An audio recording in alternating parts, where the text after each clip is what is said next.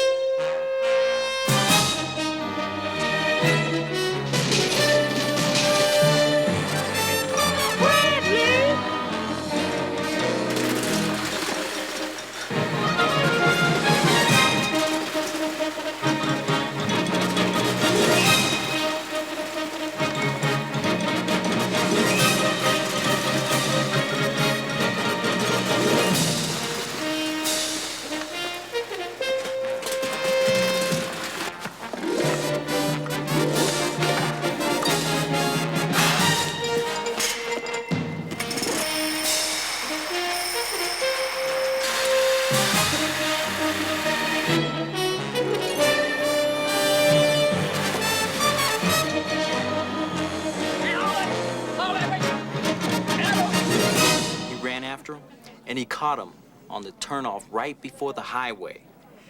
And the customer got the package they needed. All because Bradley tried just a little bit harder. Well, we all have service stars in our organizations.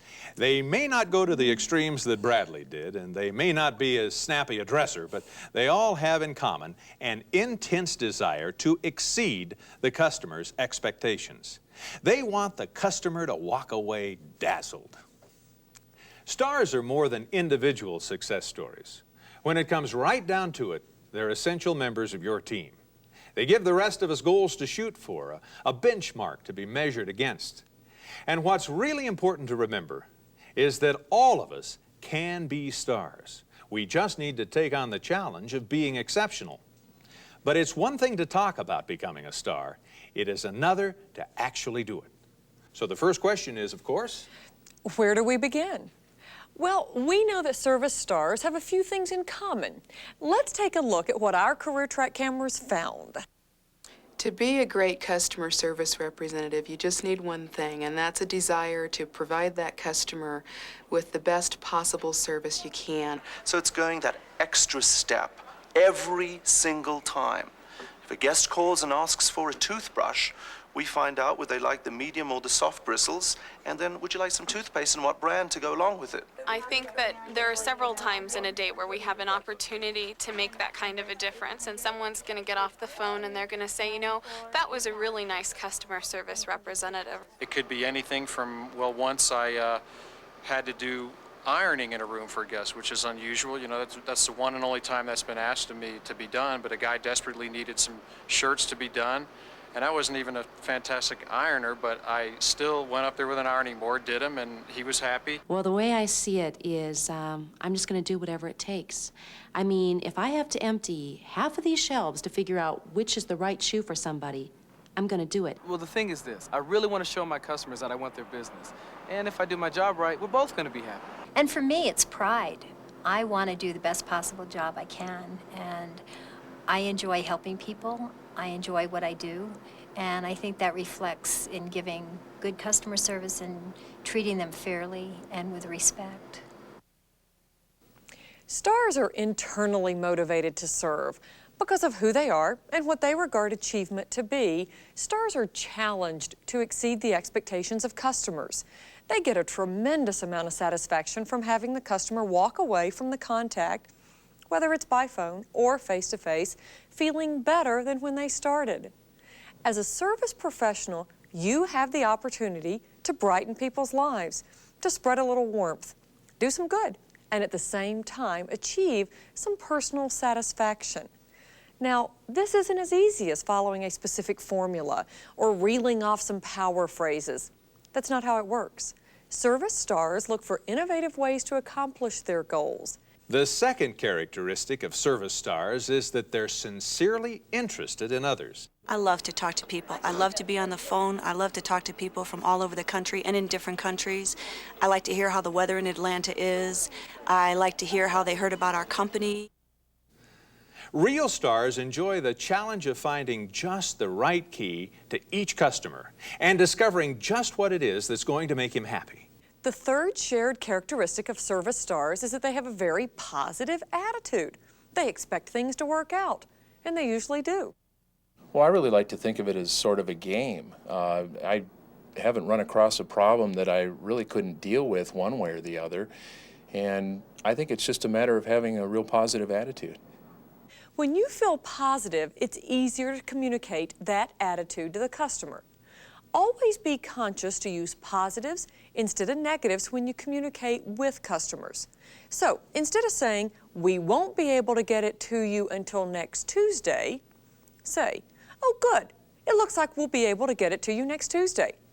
Notice how much more positive the second statement was. Stars realize that they, and not the customer, not the manager, or anyone else, control their attitude and their emotions. Stars practice healthy thinking, which is a critical part of dealing with customers. They expect to have or to find a way to please the customer. Service stars also possess an unstoppable energy and enthusiasm. They know that these characteristics are contagious and can be passed along to the customer. But here's something you may not realize. The customer knows when you're faking it, when you're just going through the motions. Customers have a keen sense for the false and the insincere. For instance, how many times have you gotten the "have a nice day" treatment? So be real. Let your own personality shine through and enjoy yourself. Another trait these exceptional service professionals have in common is they know their organizations inside and out. The biggest thing we try to train people for is we try to give them the resources that they need to get the job done. I think one of the most frustrating things when you're dealing with customer service is not being able to answer a customer's question. And we certainly can't teach someone everything, but the biggest thing we try to do is give them a good, strong background. Stars seem to have an unstoppable sense of curiosity. They not only learn about their own jobs and departments, but about other departments, products, and services. They know if there is a new product line coming out or if upgrades have recently been offered. They know about specials and sales and incentive programs. If there has been a change in process, product, or policy, stars know about it. While most of us want to hear the truth about ourselves, as long as it's flattering, service stars want both the good and the bad. That is what's called feedback. Initially, it always makes you feel a little bit bad when you don't have positive feedback. If you have a customer who's complaining to you, or if your boss complains about performance, or if the sales figures aren't as high as you might like to see them on a report. But I find it to be always very constructive and an informational tool so I can improve my performance. And so I look at this kind of criticism really as very constructive feedback. We need to clearly understand that feedback is not the same as criticism. Criticism implies judgment, and often a negative judgment at that. Feedback, on the other hand, is simply information. Feedback can be numbers, such as an analysis of how many customers you deal with during a day. Feedback can also be the information given to you by customers, your organization's greatest and most accurate source of marketing information. Customers will tell you their concerns, what upsets them, and what they really like. You'll get the good with the bad, but at least it will be honest. However it comes, feedback not only provides you with the opportunity to alter your course when you've made mistakes, but to chart your improvements, to measure your successes, how you're doing with customer retention, improved quality, and shortened response times. You are the link between the customer's feedback and the rest of your organization, such as marketing, shipping, or product development. You are that vital connection. The final shared characteristic of service stars is they're willing to take initiative. Well, it's really like putting together a big puzzle, and you need to find the right pieces to fit what the customer needs. Sometimes you have to take the initiative and look for a different piece that's not right there in front of you. This trait comes not only from the service professionals, but from your organization itself. And it's summed up by the idea of empowerment. Empowering means giving you the authority to do what it takes to exceed the customer's expectations. The organization establishes common boundaries and guidelines. What you should do in certain situations, how far you can go, when the manager should be brought in on the problem. But after that, it's up to you. Now, sadly, sometimes people have been trained, educated, and empowered, but they do nothing, as if they're still waiting for permission to act. To take initiative means to take action. It's that simple. You take the power you've been given, the training you've received, and you use it on behalf of the customer. Don't wait for permission. Customers want to deal with someone who can and will act. So where do you go from here? How can you keep raising and meeting your goals? And how do you keep providing exceptional customer service all day long? And how do you take care of yourself? Let's join Lisa at her customer service workshop. To be a service star, you must do all of this exceptional customer service daily, consistently, constantly, 8 to 10 hours a day. Think about it. We're asking you to keep your attitude up 8, 10 hours a day. Be pleasant, be nice, be concerned, be interested. I mean, that's why when some of you go home at night, the last thing you want to be is nice. I mean, it's tough. And some of us, it's not so much even keeping the attitude up, we're just doing the same thing 30 times a day. And the routine can get a little old, but we've got to keep that attitude up and going. You do have a lot of pressure in dealing with customers, but it's up to you whether that pressure turns into stress or not. Let's look at some ideas of what you can do to keep that attitude up and going all day long. First idea, I've already said it, I say it to you again, listen to your self-talk. This is where you practice healthy thinking. Don't clutter your mind with all those negatives.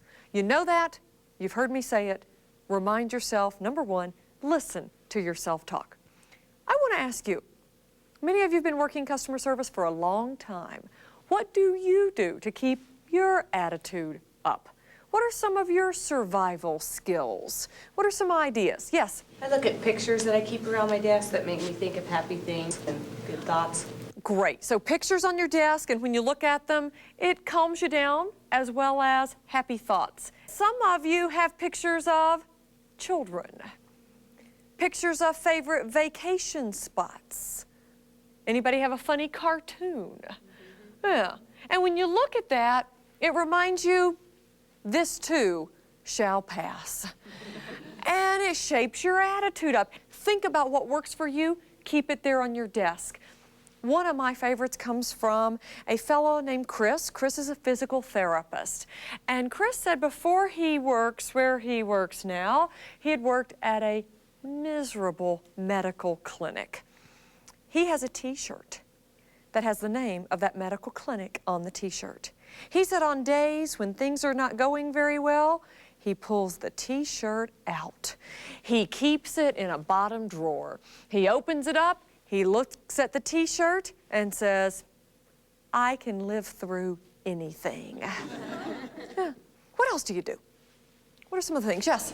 I'll write myself notes with positive thoughts on them. Great. So a note with a positive thought, you keep it there so you can see it. And again, it's your anchor to keep your attitude up. What else do you do? Yes? I like listening to music. You like listening to music? I know a lot of people, that's exactly what they'll do on break. Resist the temptation to do what some people do on break, which is go to the break room and play the game called Ain't It Awful?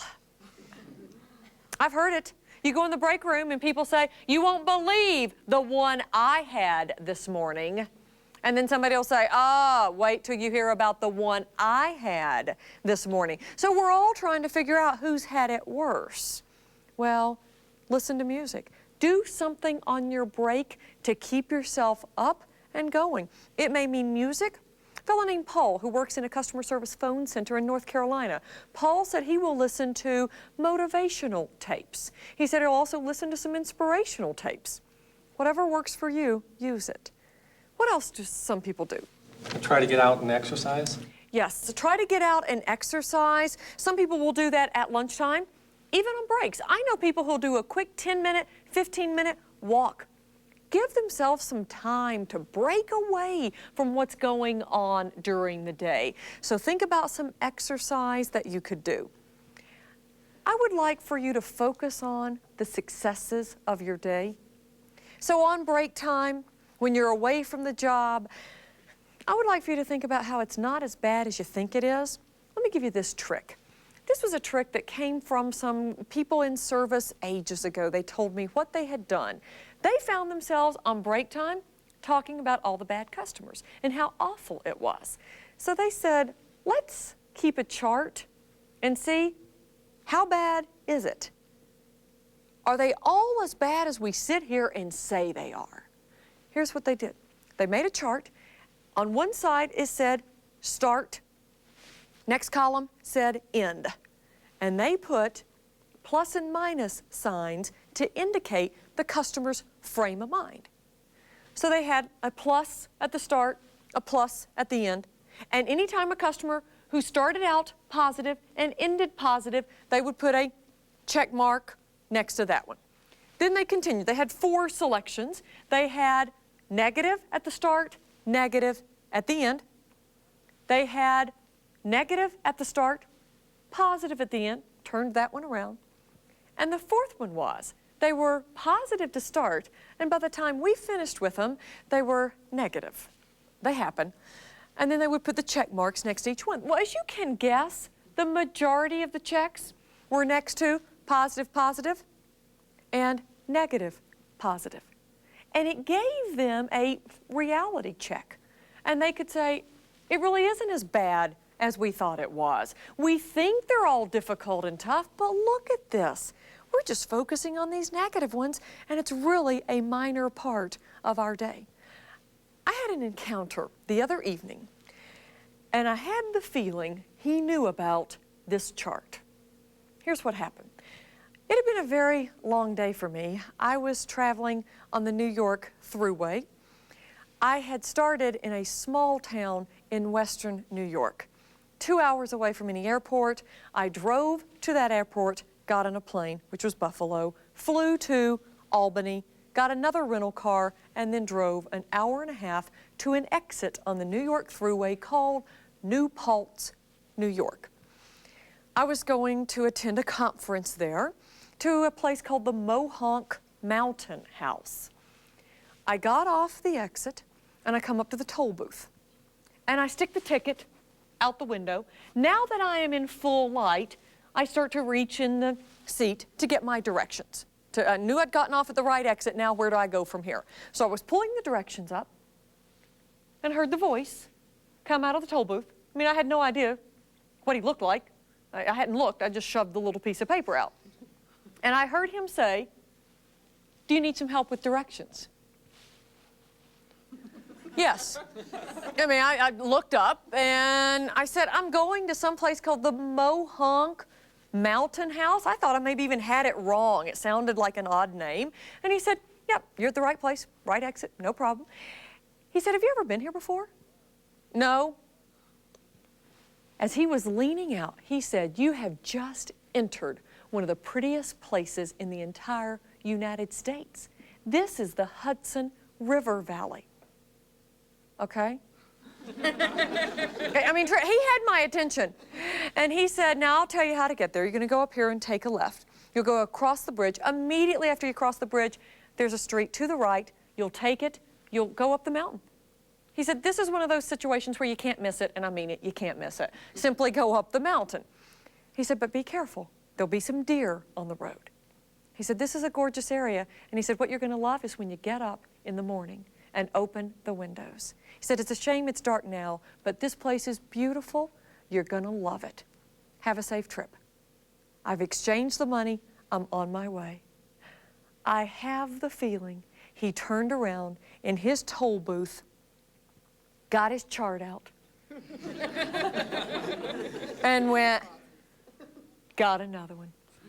He's not going to let these customers affect his evening. He's going to see which ones he can turn around.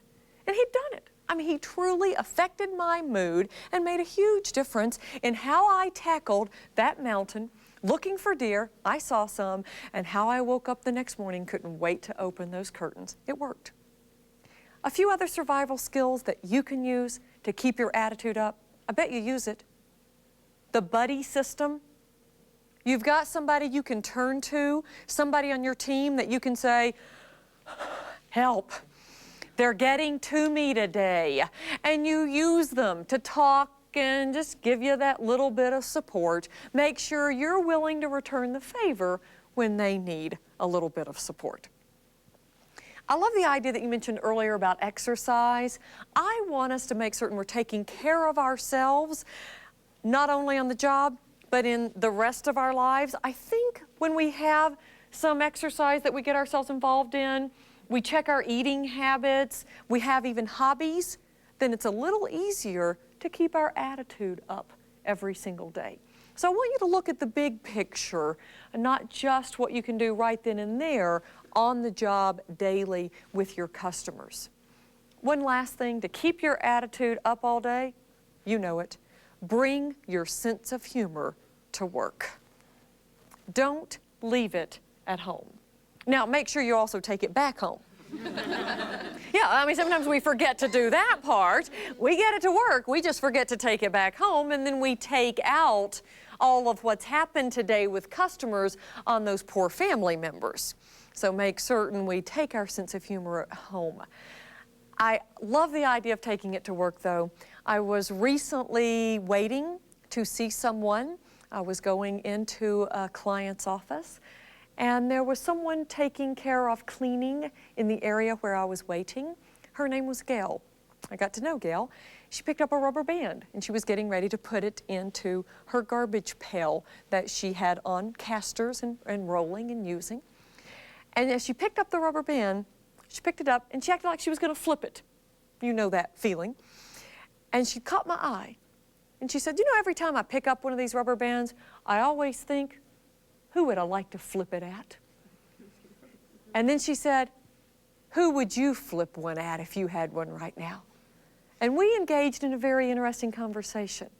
And one of the things that Gail said she does every day is she'll bring her sense of humor to work. I think we need to take our work seriously, but don't take yourself so seriously. There are a number of ways to keep your attitude up every day. I've given you a few ideas. I bet there's some people on your team that can help you with some other ideas. But I want you to remember two realities. One, if you don't have tough customers, the job would be boring. Truly. And the second thing, most customers are great. Don't take them for granted. With these techniques, I hope your job will be a little easier and you can have that service attitude that will show you're a service star. Keeping your attitude up all day is not only good for the customers and your organization, it's also beneficial to you, the customer service professional. In evaluating where you are today, you must be realistic. If you are truly unhappy in your work, if you look at every customer contact with the same sense of dread as most people have towards major dental work, then maybe you're in the wrong job. And you can take one of several different steps. You can wait for the world to change. You can hope that everyone else makes adjustments in their lives just for you. Or you can change, because customers will always be customers. The things they say and the things they do will remain the same. So change is probably the best and the easiest way to go. It doesn't even take that much to start. Look for the positives. Keep your sense of humor handy, especially about yourself. Make sure that you're able to separate your work from the rest of your life. In short, take those steps that Lisa just discussed and put them to work for you today. Now, these steps may sound simple, but if you actively integrate them into your job right away, you'll be impressed at the difference they'll make. To evaluate your position and begin tracking your progress as a service star, turn to the workbook and complete the exercise in this section. When you're done, start the tape again, and we'll continue with how to give exceptional customer service. Please pause the tape and turn to page 35 of your workbook. Complete these exercises, and when you are finished, rejoin us for the next segment of how to give exceptional customer service.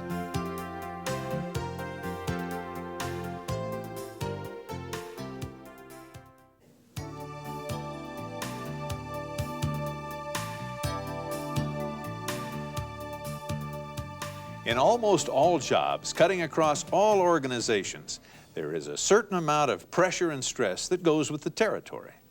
Fortunately, if you've chosen customer service as a career, you can look forward to a relaxed, easygoing pace, no pressure, no stress, no deadlines. Then again, maybe not. Suite 201, 210 Northwest.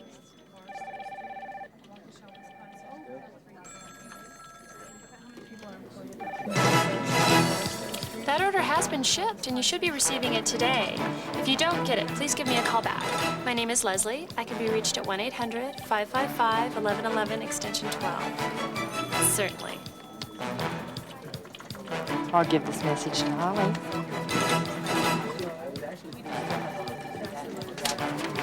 Yes, I have that right here, Miss Shaughnessy. That was last winter's catalog. Thank you for calling First Universal Widget and Dry Goods. How may I direct your calls? One moment while I put you in touch with Linda in accounting. Good, good. I'm just checking to make sure that our crew did everything you need for installation and setup. Miss Peters, did you talk to Mr. Luna? Yes, I talked to him, signed off on it, no problem. Great. I'll give him a call.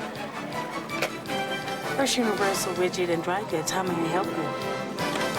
Thank you for calling First Universal Widget and Dry Goods. This is Leslie. How may I help you? How may I help you? Okay, sir, can I get your name? There's no charge for that. First Universal Widget and Dry Goods, how may I direct your call? Well, I do remember this happening last year. And what we did, we brought back the product, canceled out the order, and started from scratch. That's a good option.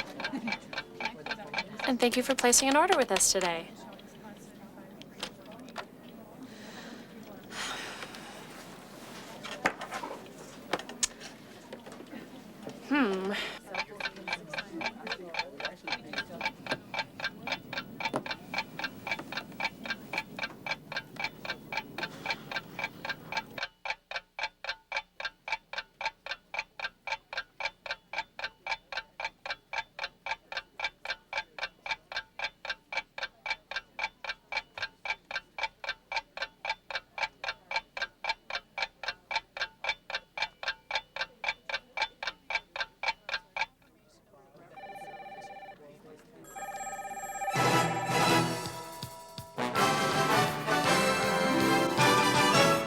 As I'm sure you know, the pace in today's world of customer service is unbelievably fast, and the pressure is constantly high. Whether you're dealing with internal or external customers, by phone or face-to-face, success must follow success, customer after customer. You're not allowed to let up. You can't make up for giving poor service to one customer by giving great service to the next.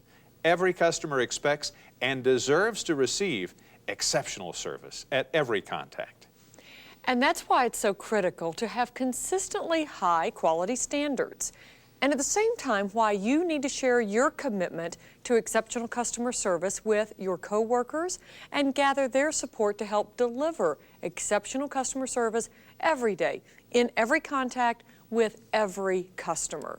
As we've pointed out before in this program, as a service professional, you are the voice of your organization to the customer. What you may not realize is that you are also the voice of your customer within your organization. More and more companies are waking up to the incredible amount of customer knowledge that service professionals have, and they're tapping into it. Think about it. No one in your organization has more contact with your customers than you do. So argue on your customers' behalf. Present their point of view. Make sure that other people in your organization know how the policies they make and the actions they take are seen by the customer. Remember, if the customer thinks that your company's great idea is a bad idea, then it's a bad idea. Here's another idea. Volunteer as a team to do a brainstorming session with sales, marketing, shipping, or any other of your internal customers. The benefits of these sessions will be felt both inside and outside your organization. They'll help you and others in your organization produce better products and services, along with a leaner, faster, and more responsive process. Most organizations now realize they need your perspective, and they appreciate it. So, offer to share those ideas with your product development people, merchandising, service, and other coworkers by giving a presentation about what you're learning from your customers. Make it informative, factual, and positive. Don't just complain. Have some ready and workable alternatives and offer them in the spirit of helpfulness. This will raise your visibility and increase your value and level of respect. There are very few things a supervisor or manager likes less than surprises. Now, this is one of those lessons that you can learn now, the easy way, or later by surprising your supervisor. A course of action that will not only be harder, but quite possibly noisier. Talking with your supervisor or manager allows you to take advantage of his or her experience. After all, there's no sense in reinventing the wheel. And it also allows you to get your manager's support and feedback before you take action. After all, your supervisors know a tremendous amount about your organization and your customers. Use them as a resource. That's what they are there for. The service team can be a very strong and effective unit when it works together as a group with common expectations and goals. The team approach allows growth at every level. For example, the success of the stars can rub off on some of the new members of the team, and the senior employees can learn from new team members who offer a fresh perspective. Everyone learns and everyone wins. So these last 3 points apply directly to you and your team. Quick huddles are essential to teamwork, and teamwork is essential to exceptional customer service. Some might say that the real difference between a hallway huddle and a formal meeting is that, well, things actually get accomplished during a huddle. If, during a huddle, you need some guidance, get it. If you need to quickly brainstorm some solutions, do it. Brainstorming in this definition means tossing ideas out to the group for consideration. Good ideas, bad ideas, wild, and even impossible ones on better ways to serve the customer. And then one idea, or even a fragment of many ideas, gets combined, expanded, reshaped, reformed, using the collective experience of the group. The important thing is to let the ideas flow without judgment. You may be amazed at how creative and innovative you, as a group, can be. Now, there will still be times when you will need formal meetings, but meetings are not the answer to an immediate crisis. However, when procedures or policies change, a formal meeting is definitely the most effective way to go. Every organization will, over the course of time, create new policies that have a direct effect on the customer. Now, since we've already talked about the fact that customers dislike that term policy, you should work to find ways to explain these changes to the customers in a positive way. You know, you might even think about developing a basic script that you can use that gives a framework for explaining the new policy. A team discussion will also ensure that the entire team understands all the different facets of the changes and that everyone is consistent in their explanation of the new policy. And finally, one of the great strengths of the team approach is the ability to use it to identify areas for improvement. Here, you can create and then track realistic response times, sales figures, and trends. It's here that your team will set goals, what's expected of you as an individual, and what's expected of the team. You can also use the team as a place to coach each other, drawing on everyone's experiences and strengths. The team can also help you get through the stress and burnout that customer service professionals can sometimes face by discussing techniques to get through the stressful times.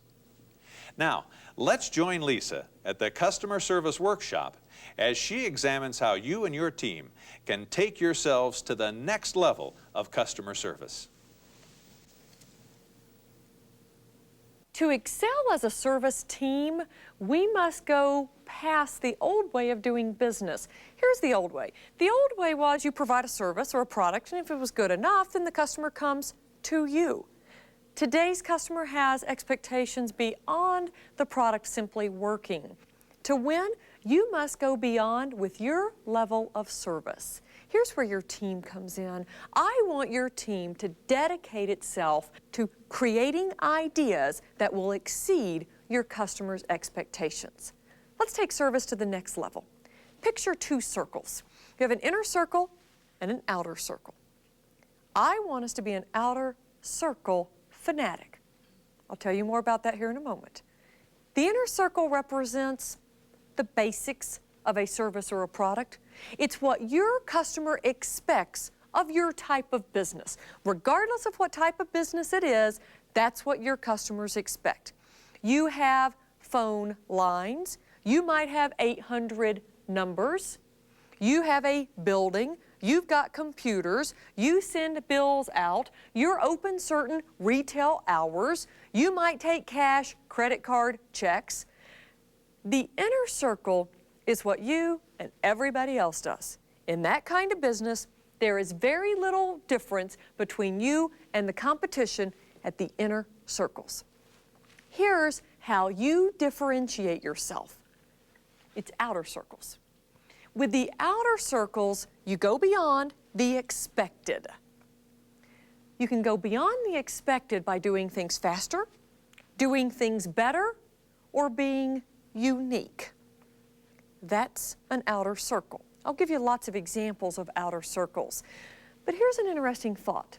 Your inner circles might be perfect. You've got great computers. Your billing is accurate. You have a beautiful building.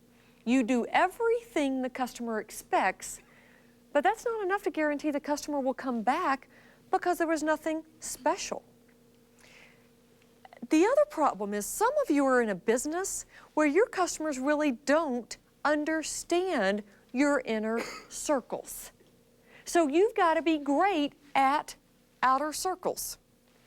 For example, when I'm receiving health care, a doctor, a dentist, when I am receiving that care, I am not qualified, educated, trained to be able to judge the quality of the inner circle, the medical care.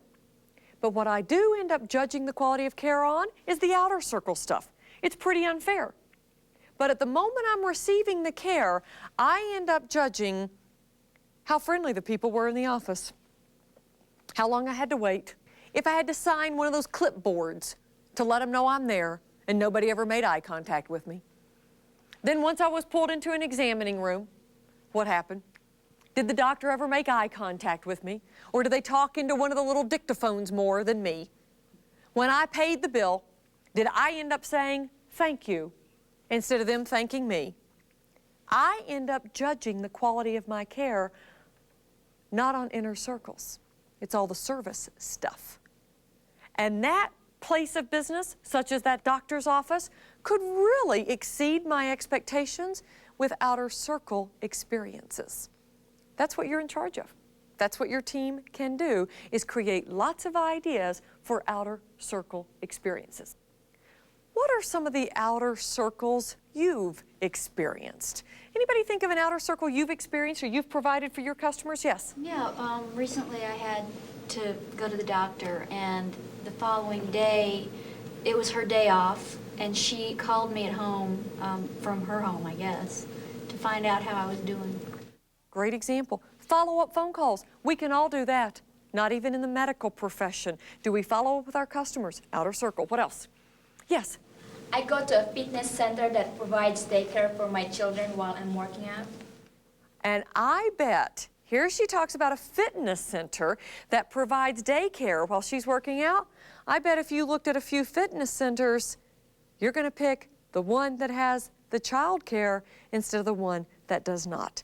It's an outer circle. It's how they've differentiated themselves from other fitness centers. I work with a hospital, Riverside Hospital in Jacksonville, Florida. They send flowers to new mothers after the baby's born.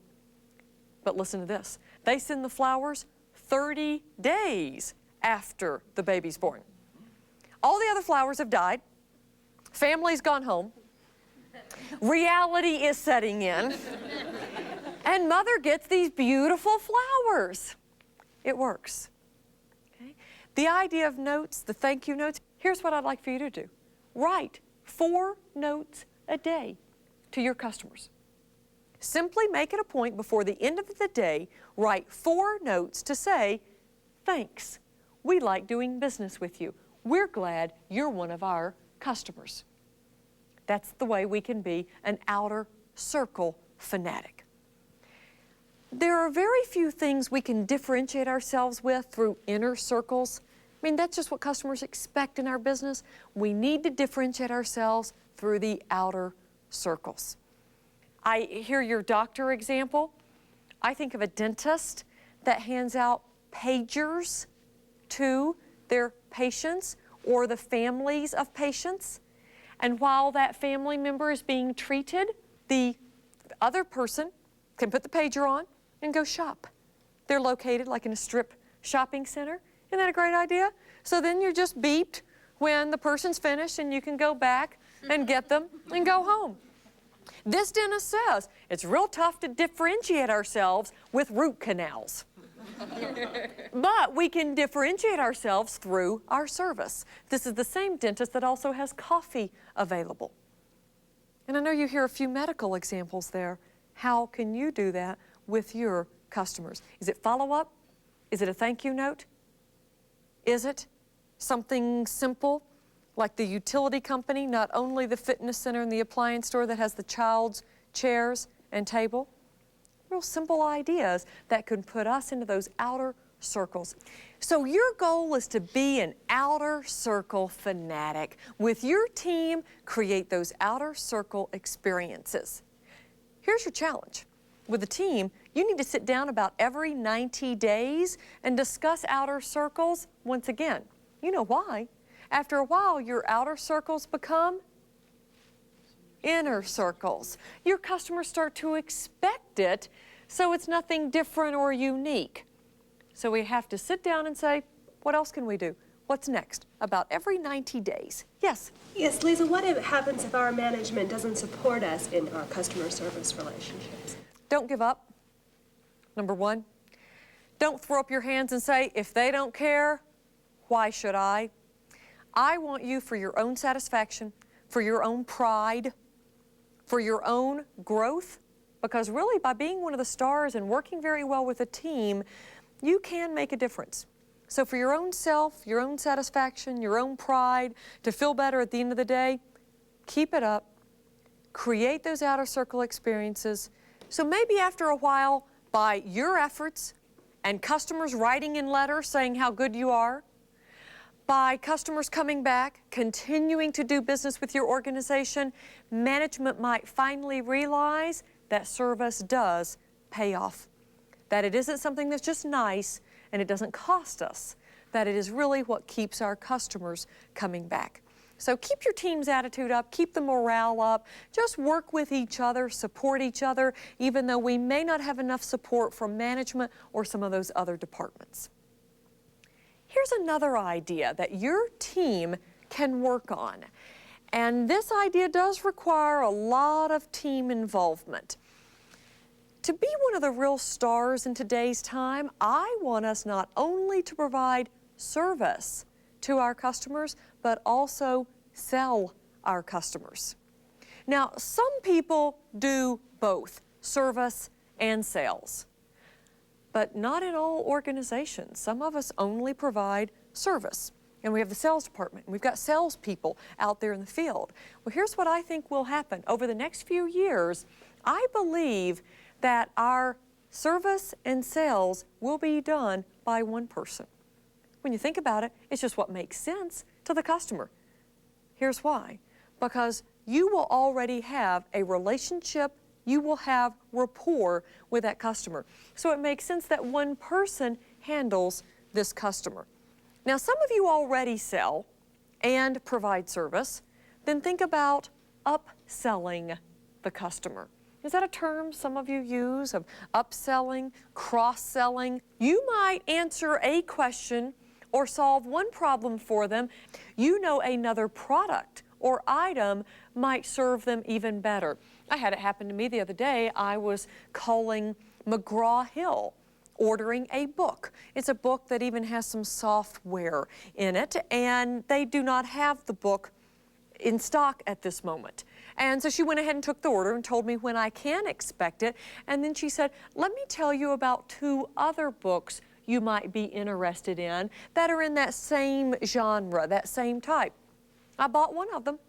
It worked. Remember, customers buy 2 things. Customers buy good feelings and solutions to problems. You offer a lot of good feelings through your attitude. You also offer solutions to problems. And some of the right solutions to a problem might be selling them, offering them another item, or an upgrade on something. Here's what I'd like for you to do. With the team, to get started with selling, if that's not something you're used to doing, to get started, keep a log of the type of calls you receive. Then, as a team, look over the log and decide which of these calls provide you with a sales opportunity. For example, someone might have a question about some software you sell, and the problem that they're having, you know of another product, you know of an upgrade that could help them with this. So that may be something you start looking over, check the log, and say, hey team, where are some of our opportunities of how we could make some additional sales? Yes? Our team started doing that. We've developed scripts to help guide us through the process. Great idea. So when your team started selling more and not just providing service, you said, hey, let's create some scripts. And we've talked about how useful scripts can be. And you keep a script there and say, with this type of call, here's what we could say. Great way to get started, especially when we are new at it. With your service team, focus on outer circles. Get your team's help with cross-selling and upselling. All of that can benefit your customer as well as your company. And service stars are always looking for ways to benefit that customer. Taking the steps necessary for you to become a customer service star, going beyond the expected level, cross-selling, upselling, those are just some of the things that you can do starting today. Customer service is changing rapidly, and to get ahead in your career, you have to adapt to change and eventually get out in front and lead it. We began this series looking at you, and we end the same way. As a service professional, you are the focus of this program because you make the difference. But the training, the exploration of new ideas doesn't end here. Take the ideas you've learned in this program and make them your own. Then make them work for you. The concepts, the strategies, the tactics that you've discovered here are only the beginning. They need to be adapted and modified for you and your organization. Your role in dealing with customers is crucial to the continued success of your company. And the skills that you learned here can be applied to any professional position. Take care of your customers, internal and external. Provide your customers with the total service experience as you consistently exceed their expectations. Meet the challenge of dealing with customers day in, day out, and embrace the idea of service with heart. Support yourself, support your team, and become a customer service star.